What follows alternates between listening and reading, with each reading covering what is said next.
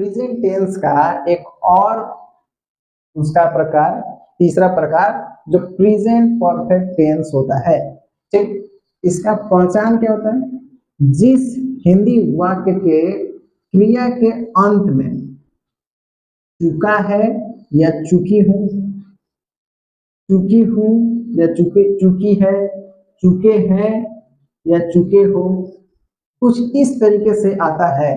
या फिर या है, या हूं, आ है, आ हूं, ये है, इस तरीके से अगर क्रिया के अंत में लग कर आता है तो ऐसे वाक्य को प्रेजेंट परफेक्ट टेंस में माना जाता है। ठीक, वाक्य की बनावट किसमें कैसे होती है? सब्जेक्ट के साथ हैज और हैव लगाया जाता है, फिर वर्ब 3 और ऑब्जेक्ट का प्रयोग किया जाता है। जैसे मैंने एक पत्र लिखा है, अब देखिए यहाँ पे आ है, ये आ रहा है। ठीक, तो ऐसे हम पहचान सकते हैं कि ये वाक्य जो है ये प्रेजेंट परफेक्ट टेंस का है। इसका अनुवाद कैसे होगा? मैंने, I have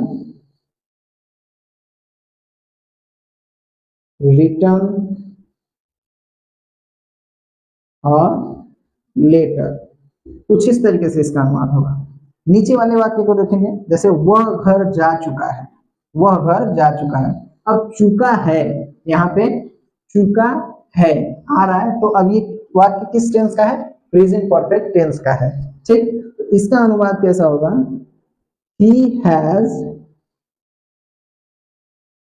gone home, gone to home, he has gone to home, कुछ इस तरीके से इस वाक्य का अनुवाद होगा। ठीक, इसमें एक और बात जानने वाली है कि हैज किसके साथ लगेगा। अगर ये जान जाएंगे तो हैव तो सभी के साथ लगता है।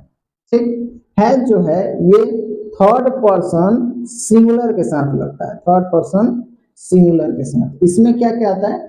ही, सी, इट और किसी का जो नाम है वो आता है। ठीक, तो इस तरीके से प्रेजेंट परफेक्ट टेंस का जो पहचान होगा कुछ इस तरीके से होगा, और इसका वाक्य की बनावट जो होती है वो कुछ इस तरीके से होती है। यहाँ पे 2 उदाहरण भी दिए गए हैं जिससे आपको समझने में और भी आसानी होगी और आपको कोई परेशानी भी नहीं होगी। Type of sentence, type of sentence जो है प्रेजेंट परफेक्ट टेंस में इस तरीके से होता है। ठीक, अब जैसे कि इसमें अफर्मेटिव सेंटेंस में इसका स्ट्रक्चर क्या होगा? सब्जेक्ट, हैज, हैव, वर्ब 3 और ऑब्जेक्ट होता है। ठीक, क्या होता है? सब्जेक्ट, हैज, हैव, वर्ब 3 और ऑब्जेक्ट होता है। जैसे कि एग्जांपल में हम देखेंगे, शी हैज ईटेन राइस, यहाँ पे सब्जेक्ट, हैज, हैव, वर्ब 3 और ऑब्जेक्ट, कुछ इस तरीके से इसका एग्जांपल है। अब देखते हैं नेगेटिव सेंटेंस में इसका स्ट्रक्चर क्या होता है। सब्जेक्ट, हैज, हैव, अब यहाँ पे नॉट लग जाता है और उसके बाद वर्ब 3 और ऑब्जेक्ट होता है। इसका एक एग्जांपल देखेंगे, she has not eaten rice. ठीक, इस तरीके से।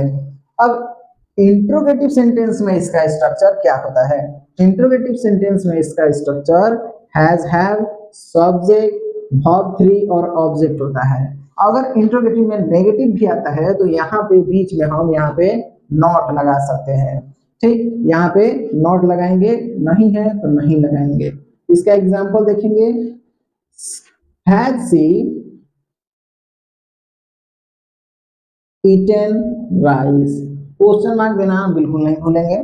ठीक, WH वर्ड में इसका स्ट्रक्चर क्या होता है? WH वर्ड होता है, हैज, हैव होता है, सब्जेक्ट होता है, वर्ब 3 और ऑब्जेक्ट होता है। इसमें भी अगर नेगेटिव होगा तो नॉट लगाएंगे, नहीं तो नहीं लगाएंगे। ब्रैकेट में होने का मतलब है कि वो लग भी सकता है और नहीं भी लग सकता है।